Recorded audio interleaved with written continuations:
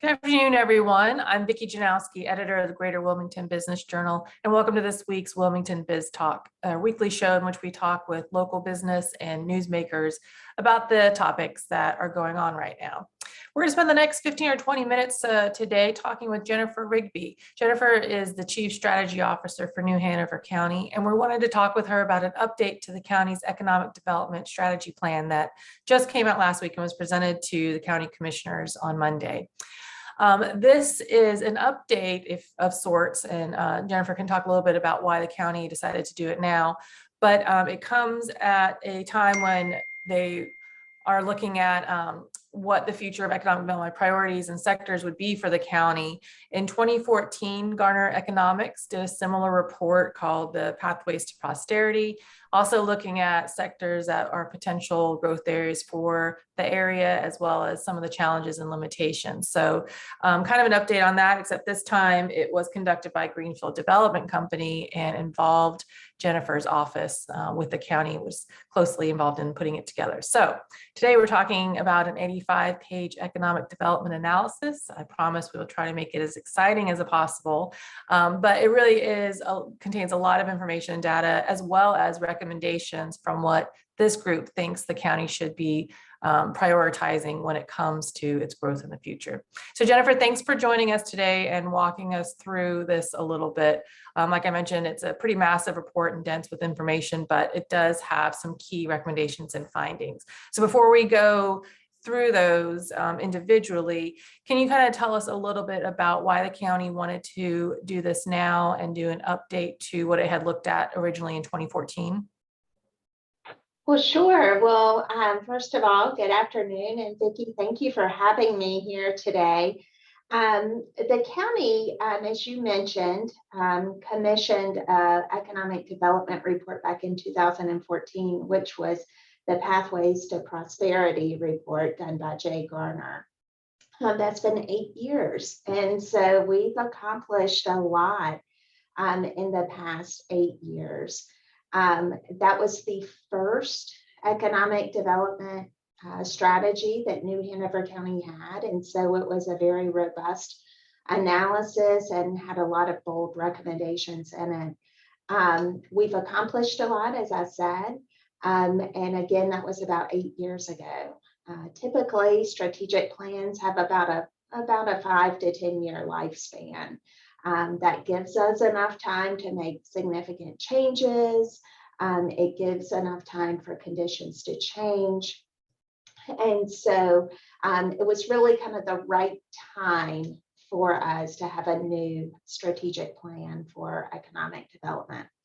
Additionally, I'd be remiss if I didn't say that, we've had Hurricane Florence, we've had COVID-19. Those have obviously had big impacts on our economy here in New Hanover County. And so collecting the data, as you mentioned, and doing the analysis was really important to kind of understand how we were faring after those significant events. And is the idea going forward to look at this at a certain interval in the future, or is this kind of a one-time snapshot for right now? And just like you guys decided now to update what was done in 2014, revisit it in the future?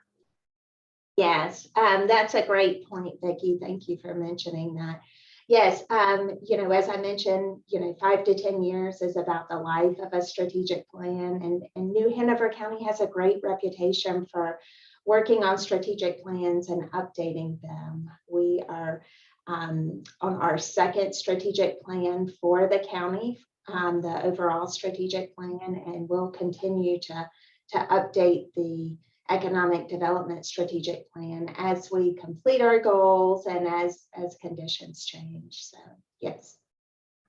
Okay, so let's jump into some of the recommendations that Greenfield Development actually came up with after they looked through all the data. And for those of you who are watching on our Facebook stream live, and if you have any questions, feel free to put it in the comments and I'll pass them along. But if you're watching us live and not listening to us later on our podcast, you have the benefit of actually seeing what we're talking about. So I'm going to share my screen, which there's probably, if you're things more exciting than watching a screen share on Zoom, but here it is. I think it helps kind of see what we're talking about, at least in terms of the high level findings of it. So in this report, Greenfield looked at what our major assets are, things like the port, quality of life, where we're located, the film studio, and a growing population. Obviously, we're going to talk about that a little bit more, how that's going to start affecting how you plan for economic development. But also on the flip side, some of the limitations that exist. And some of those in that report looked at the lack of available sites and buildings, the Cape Fear Memorial Bridge, which I know has been a point of discussion a lot in the past year or so, what's going to happen to its future, the need to expand utilities, and then the difficulty in recruiting younger workers and engineers, our aging population. And then, of course, we referenced the hurricanes earlier, but it's no surprise to anyone that we are geographically cut off from a full circle because we have the ocean there. So we're talking about kind of a limited space to grow out. So Jennifer, if you want to just kind of take some of those points on the limitation side, particularly in the lack of available sites, and just kind of, can you explain to us why that is and what's the plan for addressing that? Sure. So really kind of the big takeaways that Robin and Mary came out with were, in addition to limited land and long-term sites for New Hanover County, she also talked a lot about an unbalanced economy and making sure that we have a pathway for economic mobility. And she actually titled the report Economic Mobility for that very purpose. So that was a big key takeaway. She also talked a lot about the growing but aging population, and that certainly impacts our workforce development needs. She mentions in there that our population of folks 18 and younger decreased by about 5%, where our population for folks 65 and older increased by about the same amount. So our population is certainly growing, but aging. She also talked a lot about the COVID-related work disruptions. There are certainly new opportunities such as remote working, which has boosted our population. People want to be in an attractive community, and we certainly are a very attractive community for individuals. So if you can work anywhere, why not work in New Hanover County? So that's created a lot of new opportunities, new businesses that have been created. A lot of the innovation that's occurred from COVID-19, employees are reevaluating their priorities, and a lot of them are starting new businesses. She also talks a lot about supply chain disruptions and of course, like you mentioned, the limited land and product development. That's something that the county has been very focused on. It's something that came out of the Garner report as well. And we've been making some progress towards that, but we still have work to do in that space.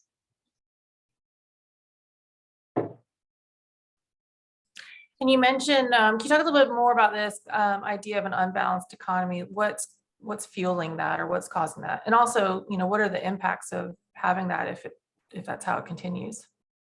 Well, sure. It really, the unbalanced economy, essentially what we're trying to do is make sure that we have a pathway for individuals throughout the course of their career. And so right now we have a number of sectors with very high wage jobs, and then we have a lot of service related jobs, and creating that middle class and that middle income for individuals is really important. So making sure that we have the manufacturing and logistics sectors to support a number of our other target sectors is really important.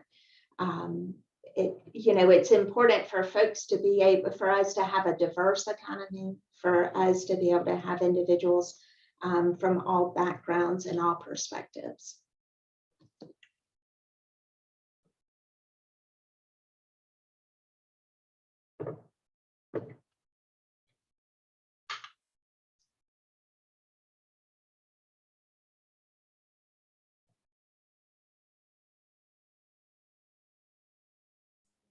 All right, sorry about that. When we look at the workforce that we were just talking about, that economy makeup, and we've talked for years in this area about the overrepresentation of hospitality-related jobs, retail, trade, and accommodations, which is what we're looking at here, because and what that does for our economy, because those are lower wage areas.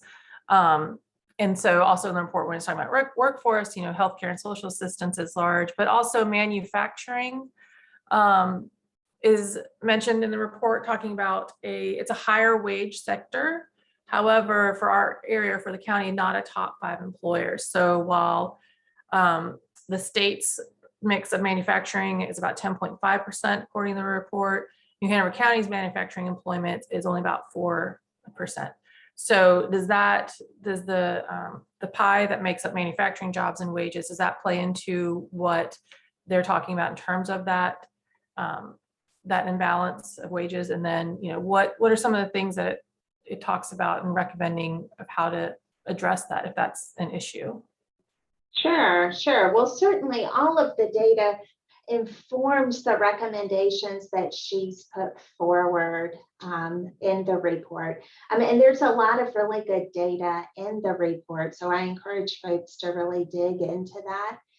One of the good things about this report is our Office of Strategy has supported her with a lot of the data analysis. So we can really do a lot of checking in on that as we move through this plan. But in terms of where we're headed and kind of the target sectors and what we need to do about balancing the economy and creating economic mobility for all. Robin and Mary did a nice job of identifying target sectors for us to focus on. And so she has identified first and foremost our existing businesses. She indicates that more than 50% of new jobs come from our existing industry. And so making sure that we're supporting our existing businesses is really important. She also talks a lot about warehouse and logistics. We have the port here, which is a huge asset for our community. And so making sure that we have warehousing to store products as well as the logistics to send them on their way is really important. Life science and pharmaceuticals is another target sector that she outlines. We do have a robust cluster of CROs such as Thermo Fisher and Quality Chem Labs. Technology companies is another target sector that she mentions. And gosh, over the past 10 years, this sector has really grown here in New Hanover County. Starting with Live Oak Bank and Encino, Castle Branch. We've had a lot of growth in technology companies. She also outlines offshore wind as an opportunity. This is an emerging sector, and we're certainly positioned well due to our location. And so as the technology developments, we want to make sure that we have the assets and the resources here to position ourselves well. And then of course, film is another target sector that she outlines. We've made a lot of great progress in the film sector industry over the past 8 years, really since the Garner report. So those are some of the key sectors that Robin talks about in the report that we really need to focus on. I guess we should point out for those who haven't had a chance to read the report. So when we say she and Robin, we're talking about Robin Spinks, who has a long career in site selection and site selection consulting, and worked on this report with Mary Lilly as partners in Greenfield Development. So you know who was working on it. But one thing I wanted to ask you, those sectors that you just mentioned that were keyed as target sectors, and some of those were included in the Garner report, and like you mentioned, offshore wind has kind of come about because of recent developments here. So that's a new potential. One thing I've always thought was interesting in the Garner report, and also has been mentioned here as well, is aerospace as a potential target industry, but that's not really something that's ever taken off too much in our area. We do have some players in it, but not to level around some other airports and such. Is that an area of emphasis in this report as well? Thank you for mentioning that.